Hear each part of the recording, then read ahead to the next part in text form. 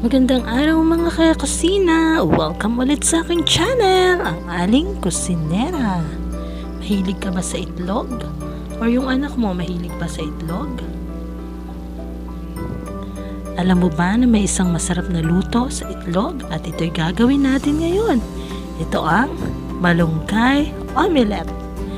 Yan, napakasimple pero masustansyang pang-ulam. Madali lang tong gawin, kahit mga bata pwedeng gawin to.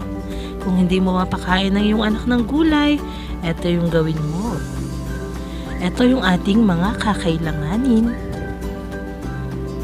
Gagamit tayo ng dahon ng malunggay. Yan. Ginayat ko siya ng maliliit, hiniwa ng maliliit.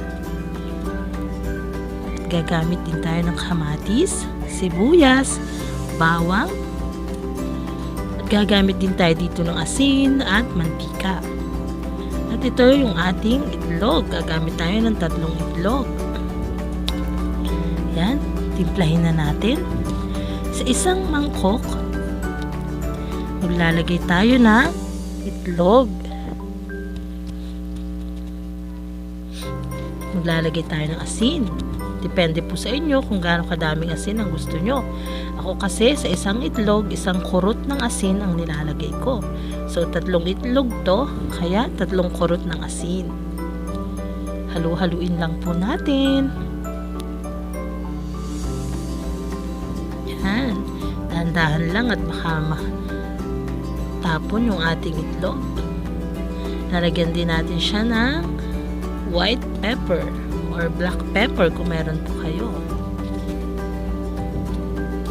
At ilalagay na natin yung ating malunggay leaves or dahon ng malunggay. Diba? Napakasimple. Halu-haluin lang natin. Yan mga kakusina, kung hindi ka pa nakakapag-subscribe sa aking channel, maaari ka pong mag-subscribe at i-click ang notification bell para lagi kang updated sa aking mga videos. Magluluto na tayo ngayon. Charan! Sa aking mahiwagang kalan.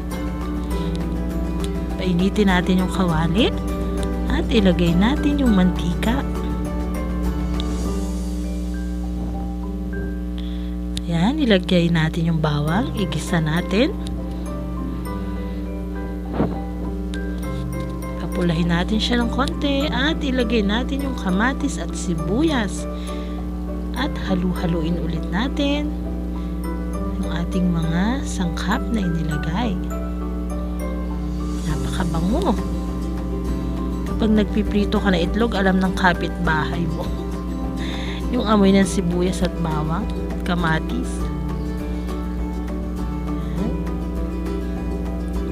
At ibubuhos natin dito yung ating binating itlog na may dahon ng malunggay.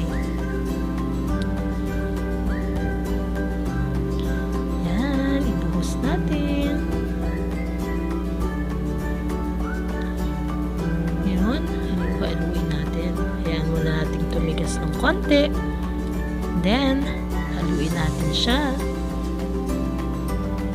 Kung gusto naman ng buo, lalagyan nyo siya ng konting harina. Pero sa akin, hindi ko nilagyan kasi gusto ko ng scramble. Yung parang ano lang, talagang natural, itlog lang.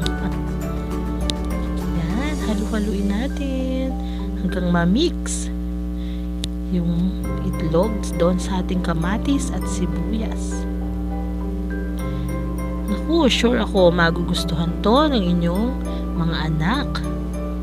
Masarap din tong palaman sa tinapay.